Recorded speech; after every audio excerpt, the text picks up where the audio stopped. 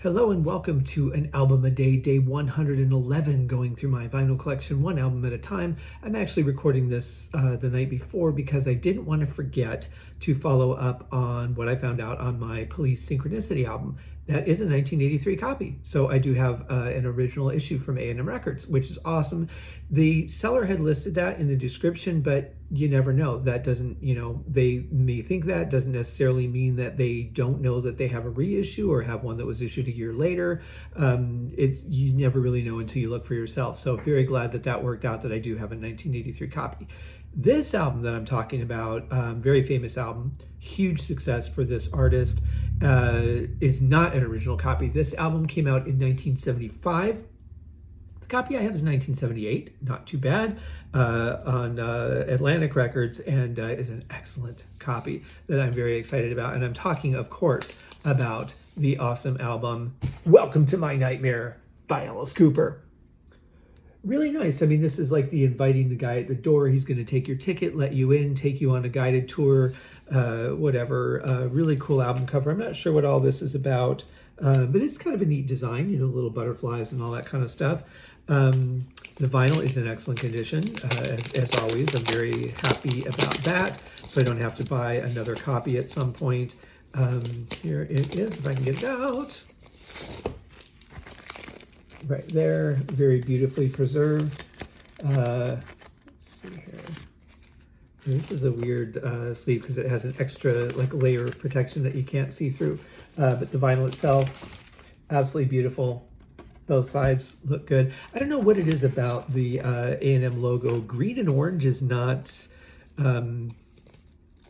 a combination that I would think would go together, but for some reason, whenever I see that, I smile. Could be because I often think of the Abacab album, which was the one I had as a kid on that label. And God, you guys know how much I love Abacab. The back of the album, typical song list, artist information. I don't think there is a more butterflies and a spider. That one actually relates to something though, and there's looks like the spider and the fly kind of thing. I had to sneeze there, so there's a weird edit. Not re-recording the whole thing just for that. I don't think there is a, just a generic, it's actually no, the Atlantic sleeve. Very nice. Same thing on both sides, but nothing as far as band related. But it's not a generic white sleeve, so that's nice. Let's talk about the songs. Okay, obviously the most important part of an album. This is produced by Bob Ezrin, by the way, who has just made a shit ton of hits. This guy's incredible. Welcome to My Nightmare is the opening track. It starts out just real gentle, kind of like, the way that you would want to play or something to start out with. We're just going to kind of warm you into the story, because this is definitely a concept album of some sort. What that concept is, I'm not sure, because the songs don't really seem to relate, but it has that theme to it. Devil's Food is a great song. It has this wonderful part with Vincent Price in it. It goes into the Black Widow, and that goes into why there's a Black Widow spider on the back of the album, or at least a spider, because it doesn't have the hourglass, which is kind of weird now that I think about it. Some folks, it's kind of a take it or leave it track for me. It's nice. I don't like the verse as much as I do the chorus. That part's better. It's a good song, but just, not very exciting to me. We finish out side one with Only Women Bleed, classic Alice Cooper track. I remember, I think we had the 45 of that when I was a kid, and I just remember sitting in the living room with we had this really weird, one of those plastic string lamps that you could get in the 70s. And we used to have an orange bulb in there or a blue bulb from time to time, and I would just have that light on and listen to this song because it's just really good for a club light kind of thing. We get into side two, Department of Youth. Great song to kick it off. A little humor at the end of it when the kids come in. Cold Ethel, classic Alice Cooper song. That one's it's got an interesting energy to it because the tempo is not that fast, but it does seem a little faster. When I actually sit down and drum to it, it's not as fast as it seems when I'm listening to it. I don't know why. I don't know what the magic to that is, but that's the case. Then we get to my two favorite tracks on the album, Years Ago and Steven. I originally got this album just because of those two tracks.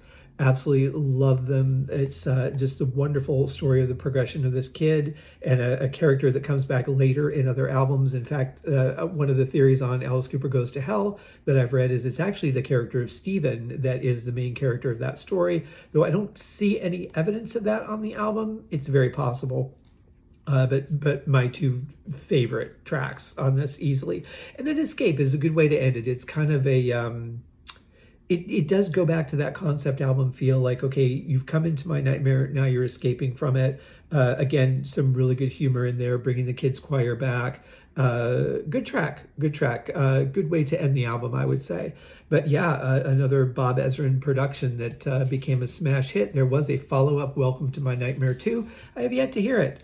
It's one of those things where I'm afraid it's going to be trying too hard to recapture the magic of this. It came out, I think, in the 2000s or after. And so, I don't know. The thing is it's like when you have magic and you try to capitalize on that magic when you're out of that zone.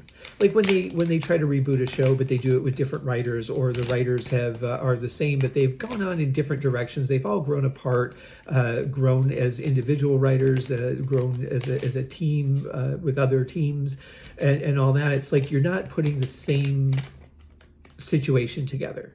You've got different recording studios going to sound different. It's different musicians that are going to be on it, potentially different writers. I just don't know that you can really recapture that. So I have not listened to the new one yet. I probably will at some point, just mainly out of curiosity and in the hopes there's some stuff on it that I like. But I have to get past that, oh God, what are we going to get here with this? And I hear that Jeff Tate is working on Operation Mindcrime 3, which he's doing apart from the band, but it's Operation Mindcrime 3, the final chapter. So I still never really dug into the story of Operation Mindcrime 2 as much as I love album 1. It was kind of the same thing. It's like 2 came out, yeah, it's good, but there's just a magic that they could not recreate. And I think as good as Operation Mindcrime 2 was, it didn't grip me musically. It didn't grip me what I know of the storyline enough to really dig into it further. So I'll be curious to see if he tries to go back to the roots of the first one and recapture that. But honestly, I don't know. I mean, I'll listen to it, but it's really hard to do that when they're so far apart. He's doing this by himself without the rest of the band, so primary writers are different. There's so much involved in all those things. So anyway, but this album, Welcome to My Nightmare, listen to it. It's excellent. See you guys tomorrow. Cheers.